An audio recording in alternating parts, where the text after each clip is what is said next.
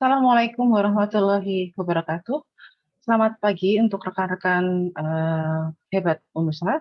Baiklah, di mata kuliah kewirausahaan kali ini masih tetap kita belajar mengenai PKM, dan kali ini kita akan jauh lebih mengenal apa itu PKM GT, GFK, dan PKM KC.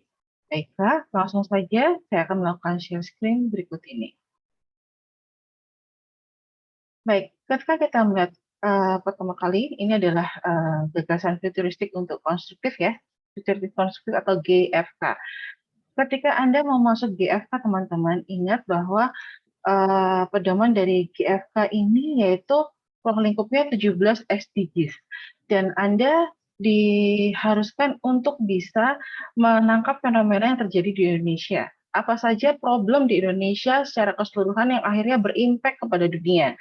Kita misalkan seperti kebakaran hutan yang memiliki impact cukup besar saat itu, yang terimpact yaitu Malaysia, negara-negara tetangga Indonesia, Filipina, sampai dengan Brunei Darussalam yang mengalami polusi tinggi akibat kebakaran hutan yang ada di Indonesia. Nah, itu salah satu cara untuk memperbaiki isunya seperti apa. Nah, itu kita masuk di ruang lingkup SDGs, ya. Lalu kemudian ingat juga itu sebagai solusi atas keprihatinan bangsa, karena eh, bangsa merasa harus melakukan sesuatu untuk ke perbaikan dunia, seperti itu. Kalau kita bicara SDGs, sekali lagi SDGs ini tidak hanya Indonesia, tapi seluruh dunia.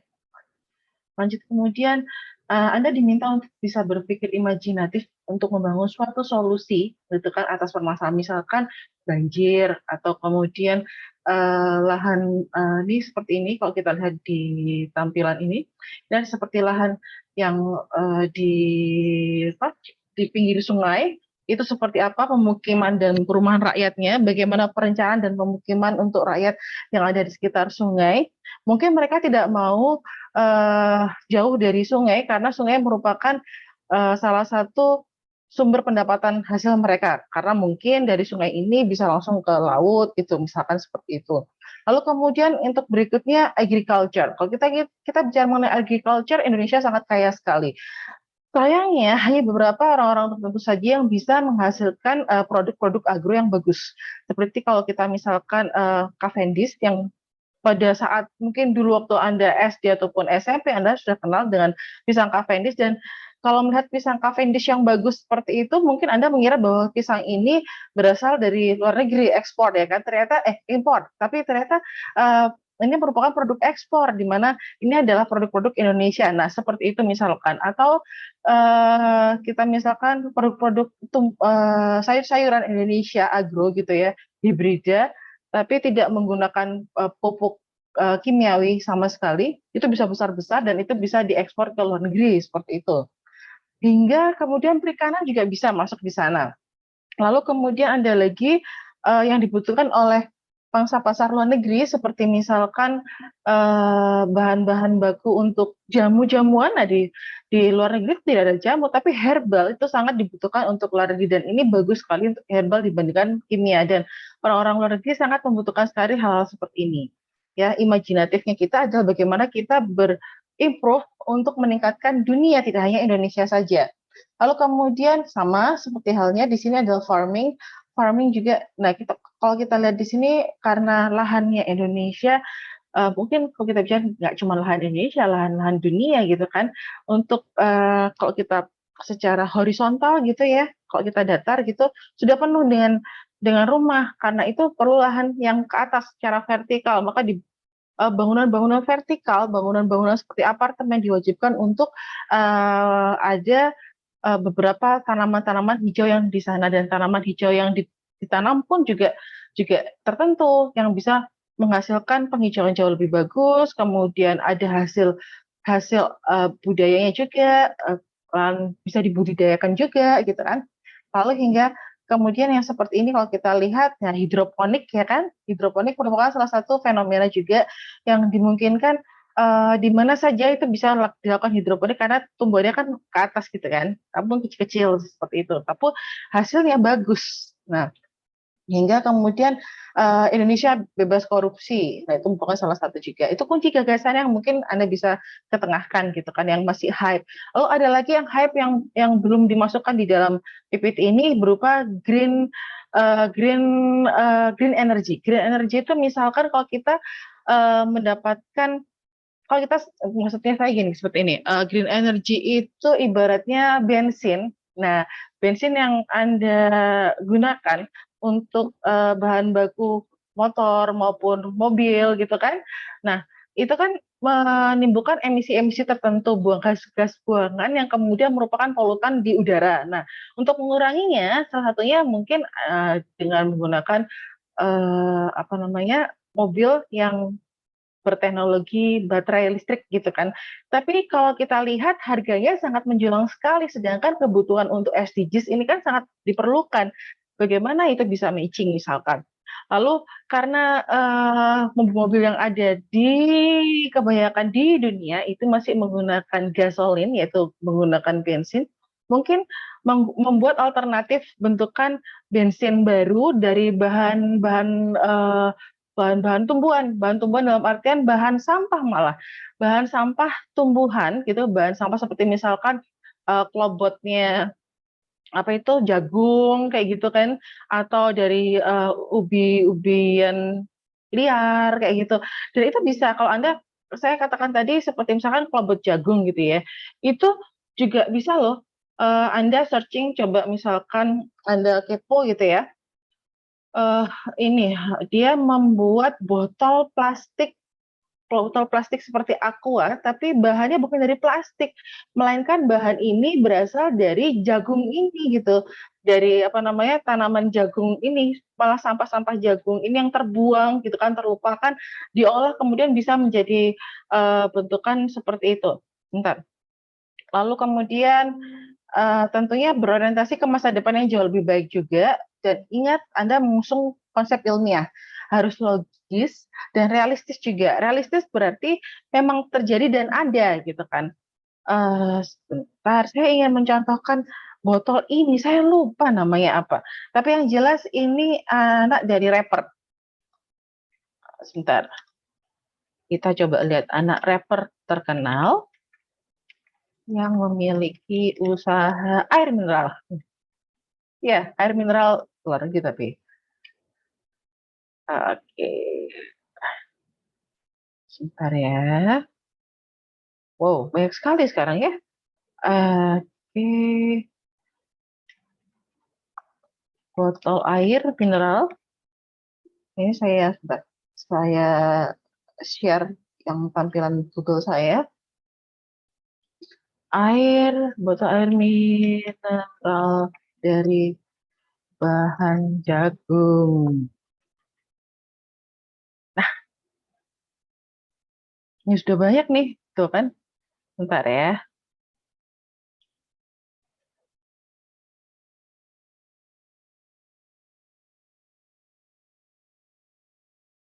Oh, bentar. Bukan ini. Saya stop dulu.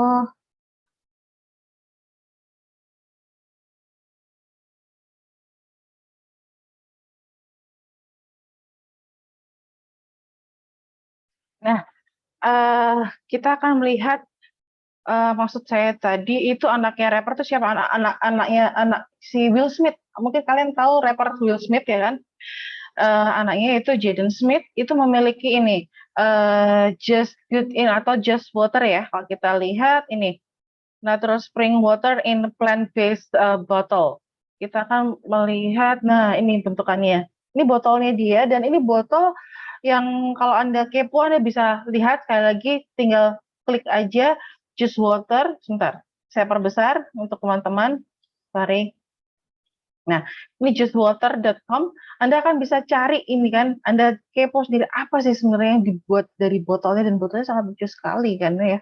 Kalau kita lihat tuh pengembangan bisnisnya, ada infused water juga di sini, ada bubbles juga, mungkin ada soda di dalamnya, tapi soda yang sangat sangat baik sekali untuk kesehatan tubuh gitu kan.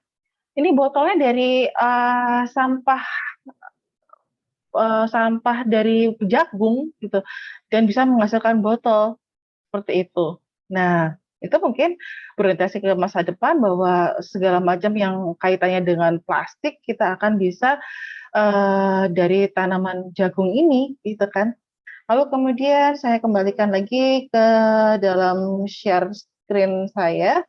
Oke. Nah, ingat ini harus logis, realistis karena memang ada contohnya ya kan. Tinggal Anda mengembangkan kembali gitu kan. Kalau ini harganya mahal gitu, just water ini mahal banget. Kalau di Indonesia misalkan Anda karena jagung itu banyak gitu kan di Indonesia, Anda bisa karena resource-nya sumber daya sekali lagi sumber daya itu murah karena ini sekali lagi adalah sampah gitu kan. Nah, pendaur ulangan sampah menjadi botol ini gitu kan. Apalagi ini sampahnya bukan botol plastik gitu kan, benar-benar sampah yang bisa diuraikan kembali di tanah gitu kan, akan bagus sekali untuk diimplementasikan. Plus dengan harga yang sangat murah sekali untuk didapatkan. Nah, itu kan akhirnya melibatkan kemanfaatan untuk banyak pihak secara berkesinambungan terus kontinu. Secara Indonesia itu menjadi dominasi penghasil botol yang berasal dari jagung ini gitu kan. Dan tidak hanya jagung, mungkin dari sampah padi gitu atau rumput-rumputan gitu kita melakukan hal seperti itu. Tapi harus ingat juga harus diusung dengan konsep ilmiah. Anda cek kembali apa saja yang terkandung di dalam kesamaan dari si jagung ini gitu kan. Apakah benar bisa gitu apabila ini dari rumput atau segala macam itu bisa menghasilkan salah satu bentukan elemen yang sama seperti jagung atau bentuk botol. Dan saya rasa itu semua bisa Anda googling asal Anda mau membaca dan mencari dan kepo. Karena itu saya selalu mengatakan pada saat dimanapun saya selalu mengutarakan kepo-kepo. Anda harus kepo. Anda semakin kepo yang produktif, kepo yang bagus. Karena di sanalah Anda akan bisa tahu untuk meningkatkan pengembangan diri Anda. Wawasan Anda juga semakin meningkat. Lalu kemudian seperti biasa, ini adalah sistematika penulisan yaitu daftar isi, pendahuluan, skenario gagasan, tahap pelaksanaan, dan biaya jadwal kita plus daftar pustaka. Dan teman-teman harus ingat bahwa bab 1 sampai dengan daftar pustaka, semua jenis PKM itu maksimal 10 lembar dengan spasi 1,15 dan menggunakan Times New Roman 12 poin dan tidak boleh ada jeda di antara sub-subnya. Semua harus 1,15 ya, tidak boleh beda sama sekali. Dan tidak boleh ada beda sekalian. Ini ada bab dan kesubbab, apakah bisa dibedakan lebih ini? Tidak perlu, semua harus 1,15. Itu kan jauh lebih mudah untuk Anda gitu kan. Nah, untuk detailnya Anda bisa baca buku pedoman PKM 2021. Semoga saja PKM 2022 ini sama seperti PKM 2021, hanya beda sedikit seperti itu. Ya, itu sekilas untuk GFK. Lalu kemudian ini nanti saya akan berikan berikutnya, kemudian saya akan masuk ke PKM GT. Oke, kalau masuk ke gagasan tertulis, kalau tadi GFK itu harus didasarkan pada poin SDGs 2030, di mana Anda bisa mendapatkan apa saja SDGs 2030 itu. Saya akan share tampilan di Google saya. Sekali lagi, kalau Anda mau cari informasi ada di Google gitu kan, tinggal Anda harus tahu apakah ini benar atau tidak gitu kan. Tinggal SDGs, oke. Kalau ini SDGs desa, Indonesia sekarang sudah SDGs-nya sudah merambah ke desa. Nah, sekarang SDGs 2030 yang saya ingin lihat. Nah, ini adalah webnya dia, yaitu www.sdgs 2030 untuk Indonesia.org ini. Lalu kemudian, nah ini adalah 17 macam SDGs, teman-teman ya. Dan ketika Anda lihat seperti ini, nah itu sudah langsung ada keterangannya. Bentar, ini kenapa kok gitu? Nah, seperti ini. Tadi kelihatan kan sekilas itu. Nah, ini. Oke. Nah, ya kan. Anda bisa baca dengan sangat mudah sekali dari SDGs 2030 Indonesia.org ya. Lalu itu kalau kita bicara mengenai PKM GFK. Lalu sekarang kita akan masuk ke dalam PKM GT. Oke, saya akan masuk ke dalam tampilan share saya. Nah, Untuk PKM GT, teman-teman, ini benar-benar harus beyond imagination yang belum ada sekarang ini gitu kan. Misalkan kalau kita lihat sekarang sudah ada apa display Samsung yang TV dalam bentuk curve gitu kan. Mungkin nanti ke depannya TV ataupun display dari komputer ini kan LCD segala macam itu sudah dalam bentuk kaca tipis begitu saja. Lalu dari kaca tipis itu sudah terkombinasi di PC. Nah, untuk nanti malam pertemuan kita akan banyak ke arah PKM GT. Kita akan melihat film future. Di sana ada banyak sekali masukan-masukan yang bisa Anda kembangkan untuk PKM GT ini ya. Lalu kemudian seperti apa PKM GT itu? Nah, oke, aspeknya masih sama. Ingat, ini harus kreatif, objektif, dan realistis. Realistis karena memang sudah ada sih contohnya gitu sekalipun itu di film gitu kan, lalu tinggal dikembangkan lebih lanjut lagi dan memang ada barang ya, cuman masalahnya belum dipasarkan dengan baik dan belum ada people awareness tentang produk ini gitu kan. Lalu berdampak luas dan masif juga karena semua menggunakan itu. Lanjut lagi untuk nggak artikel nih nanti aja. Oke, itu sekilas tentang PKM GT, lalu kita akan beralih kemudian ke PKM KC. Nah, ini sebenarnya teman-teman 2 tahun yang lalu itu adalah pertama kali adanya variasi dari PKMK. Ada turunan dari PKMK yaitu PKM KC. Nah, kalau PKMK itu produknya produk yang bukan berupa aplikasi, ya. Ingat itu. Kalau produk aplikasi, teman-teman masuk ke KC, apapun itu produknya, aplikasi keluarannya masuk ke PKM KC. Kalau PKMK itu mengeluarkan produk dengan memanfaatkan aplikasi yang sudah ada di sistem Android sekarang atau web base yang sudah ada dan bisa dilihat di internet gitu kan atau di Google atau misalkan kalau Anda bicara pemasaran kita bicara mengenai e-commerce yang sudah ada seperti Shopee, Tokopedia, nah itu merupakan salah satu jalur pemasaran yang digunakan gitu kan.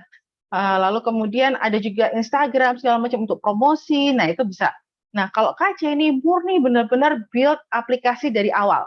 Jadi ingat itu perbedaannya ya antara PKMK dan PKMKC. Kalau Anda menghasilkan aplikasi masuk di PKMKC, lalu perbedaannya apa Bu? Kalau PKMKC itu sampai pada prototype, belum pada penjualan. Tapi prototipe ini harus benar-benar berjalan sesuai dengan rencana yang Anda masukkan di dalam introduction dan pengembangan pemikiran ide Anda. Kalau PKMK itu harus sampai menjual. Dan itulah sekilas tentang PKM, GFK, PKM GT, dan PKM KC. Sampai bertemu nanti malam, kita akan bersenang-senang. Kalau Anda bicara mengenai kewirausahaan, be fun, be creative, itulah asal muasal dari wirausaha. Semangat selalu anak muda, salam kreatif dari saya. Sampai bertemu. Wassalamualaikum warahmatullahi wabarakatuh. Bye-bye.